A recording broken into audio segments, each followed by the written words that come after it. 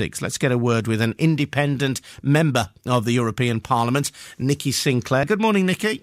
Good morning. And Nikki, of course, this came as a result of an EU ruling. Not really about car insurance, was it? But it's the EU court that has made... The Court of Justice. The EU Court of Justice, which has made this ruling, which means that women will have to pay the same as men. Exactly. Well, the jurisprudence of the Court of Justice is to pursue an EU agenda, of course. It's written into its jurisprudence.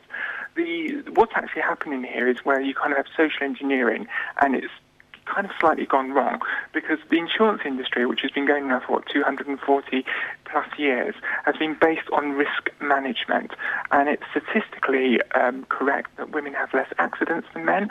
Younger drivers have more accidents than old people. Is that the next judgment that's going to be that basically we're going to have to insure a 17-year-old the same as we're going to insure a 65-year-old? It's just non-logical, and the insurance industry must be allowed to insure on a risk basis and no more.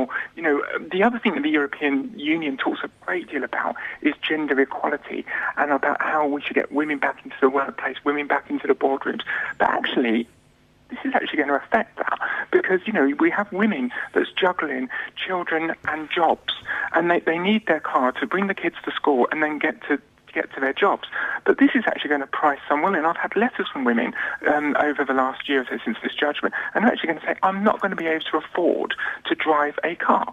And so how are they going to juggle family and work commitments? This is just non-logical, and again shown where the EU should not be interfering in our daily lives within the UK. I mentioned that one comparison website, Nikki, has quoted a 15% increase in the 12 months to the start of November in the premiums quoted for women, gone up from an average of £748 to £862. I've got to say, those figures do sound a little on the high side to me, but the price comparison website says it is based on 10 million car insurance quotes since the start of the year. But they say that since they've been in existence, this is the largest shift in premiums they have ever seen.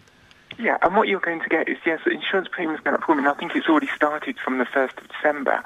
But what you're also going to get is that the men's insurance won't, decrease. What you're actually going to get up is that men's will probably stay the same and the women's will go up.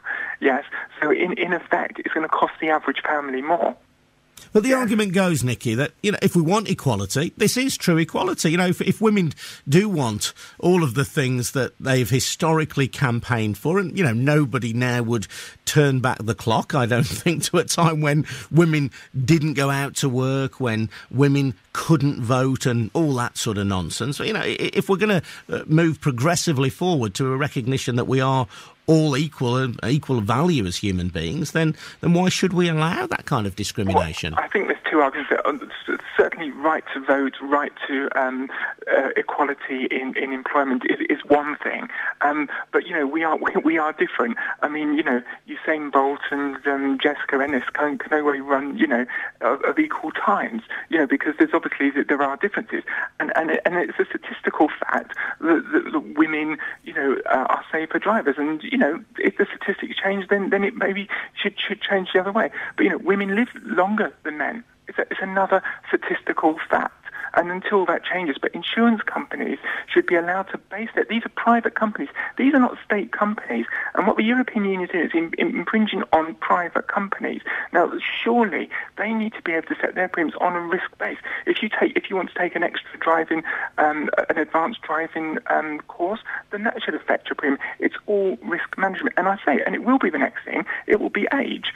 And it's just non-logical for a 17-year-old to be insured at the same rate as a 60-year-old. Interesting, Nikki. Thanks for joining us. Nikki Sinclaire, independent member of the European Parliament for the...